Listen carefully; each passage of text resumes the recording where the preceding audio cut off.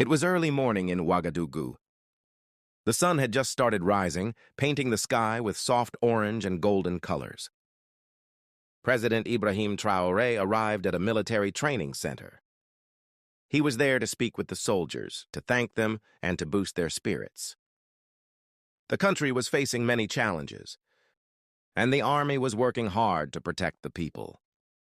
As he walked through the gate, rows of young soldiers stood at attention, saluting him one by one.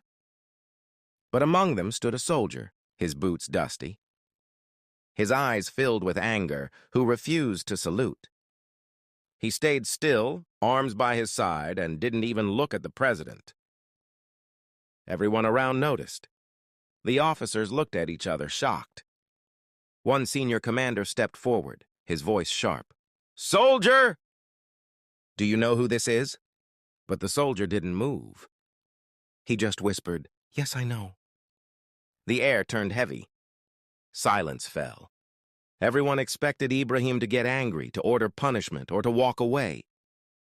But instead, Ibrahim slowly walked toward the soldier. He stopped just a few feet away. His eyes were calm but serious. "What's your name, soldier?" he asked softly. The young man looked up and said, "My name is Daniel, sir."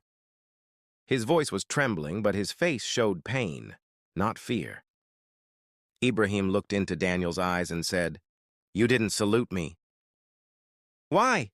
The soldier's lips tightened. "With respect, sir. I lost my brother in the war.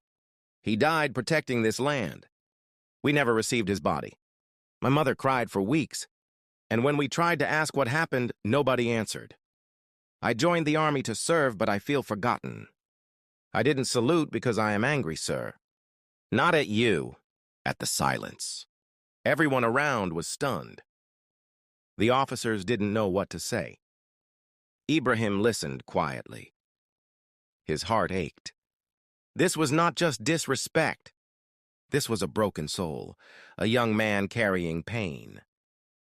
Instead of reacting with pride, Ibrahim took a deep breath and said, "Come with me, Daniel."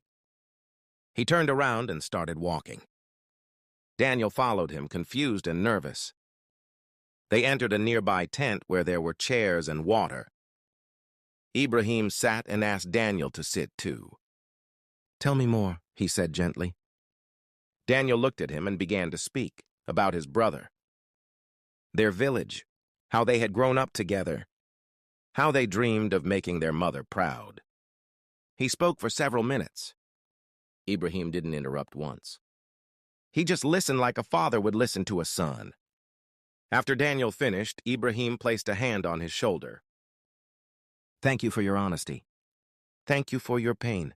And thank you for not hiding it." Then he stood up and called his military secretary.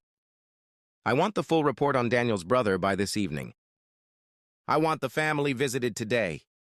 If there are mistakes, I want them corrected. No family should feel forgotten." Then something unexpected happened. Ibrahim stood straight and he saluted Daniel. The entire training camp froze. A president, a commander-in-chief, was saluting a young soldier who had refused to salute him. Daniel's eyes filled with tears. "Sir, please. No, But Ibrahim smiled. "You reminded me of something very important. That leadership is not about demanding respect. It's about earning it." News of the moment spread quickly. By the afternoon, people across the country were talking about it. "President salutes angry soldier" became a trending topic. Videos from other soldiers who had secretly recorded the moment went viral. Some cried watching it. Others felt proud. Even soldiers in other countries shared it as an example of true leadership. That night, Ibrahim visited Daniel's mother himself. He brought flowers, food, and the lost file of her older son. He apologized personally. "Your son was a hero," he said, placing a medal on the family's table. "And Daniel is too." The mother wept, but this time, not from pain, she wept because her son's sacrifice was finally honored. Daniel's life changed. He became one of the most respected young soldiers in the country. Not because he disobeyed, but because he spoke the truth. He later told others, "President Ibrahim didn't punish me. He healed me. He showed me what a real leader is." And from that day, Daniel saluted every officer with pride, not out of duty, but from the heart. Ibrahim later spoke about the event in a speech. "We must listen to our soldiers. We must listen to our people. Sometimes silence is more dangerous than bullets. If we forget the pain of one mother, we forget the heart of the nation." The hall filled with applause. People stood to their feet, many with tears in their eyes.